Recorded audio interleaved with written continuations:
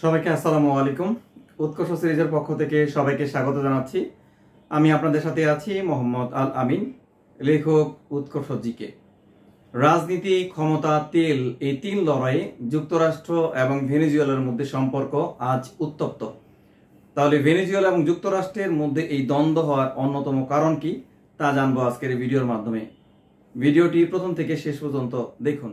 তাহলে যুক্তরাষ্ট্র এবং ভেনেজুয়েলার দ্বন্দ্বের অন্যতম প্রধান কারণ হচ্ছে তিনটি।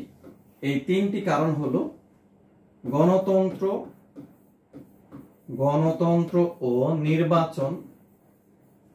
নির্বাচন ইস্যু। আরেকটি কারণ হচ্ছে তেল সম্পদের নিয়ন্ত্রণ, তেল সম্পদের নিয়ন্ত্রণ। আরেকটি কারণ হচ্ছে নিষেধাজ্ঞা ও প্রতিরোধ। তাহলে গণতন্ত্র ও নির্বাচন ইস্যু। 1998 সাল থেকেই ভেনেজুয়েলাতে চলছে রাষ্ট্রপতি শাসিত কর্তৃত্ববাদী শাসন। এখানে গণতন্ত্রের পথ অবরুদ্ধ করা হয়েছে, হুগো চাভেজের মাধ্যমেই শুরু হয়েছে। এর পরবর্তীতে 2013 সালে ক্ষমতায় আসে নিকোলাস মাদুরো। তিনিও কর্তৃত্ববাদী শাসন প্রতিষ্ঠা করেছে। 2024 সালে এখানে একটি নির্বাচন করা হয়েছিল, কিন্তু নিকোলাস মাদুরোর উপর বিভিন্ন অভিযোগ চাপানো হয়েছে।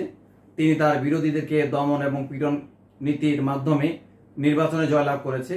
তাই যুক্তরাষ্ট্র এই ভেনেজুয়েলাতে হস্তক্ষেপ করছে। আরেকটি কারণ হচ্ছে তেল সম্পদ এর নিয়ন্ত্রণ।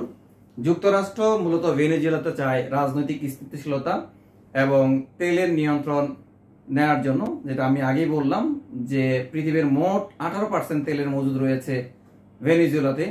বর্তমান অপরিশোধিত তেলের মজুদের দিক দিয়ে ভেনেজুয়েলা হচ্ছে বিশ্বের মধ্যে শীর্ষে অবস্থানে রয়েছে। আরেকটা হচ্ছে নিষেধাজ্ঞা। ভেনেজুয়েলার উপরে যুক্তরাষ্ট্র বিভিন্ন ধরনের নিষেধাজ্ঞা চাপিয়ে দিয়েছে। তাই ভেনেজুয়েলা প্রতিরোধ হিসাবে চীন এবং রাশিয়ার সাথে সম্পর্ক স্থাপন করতে যাচ্ছে, নতুন এক মেরুকরণ করতে যাচ্ছে। তার কারণেই যুক্তরাষ্ট্র এবং ভেনেজুয়েলার মধ্যে সম্পর্কের অবনতি হয়েছে। যদি যুক্তরাষ্ট্র এবং ভেনেজুয়েলার মধ্যে বড় রকমের একটি যুদ্ধ বেঁধে যায়, তাহলে এর প্রভাবে কি হতে পারে? এর প্রভাবে মূলত যে এই যে ক্যারিবীয় অঞ্চল বা দক্ষিণ আমেরিকার যে দেশগুলোর মধ্যে বিভাজন তৈরি হবে। তার মানে যুক্তরাষ্ট্রের এক পক্ষ থাকবে, অন্যদিকে হচ্ছে আরেক প্রতিপক্ষ থাকবে। তাদের মধ্যে এক ধরনের টান উত্তেজনা তৈরি হবে।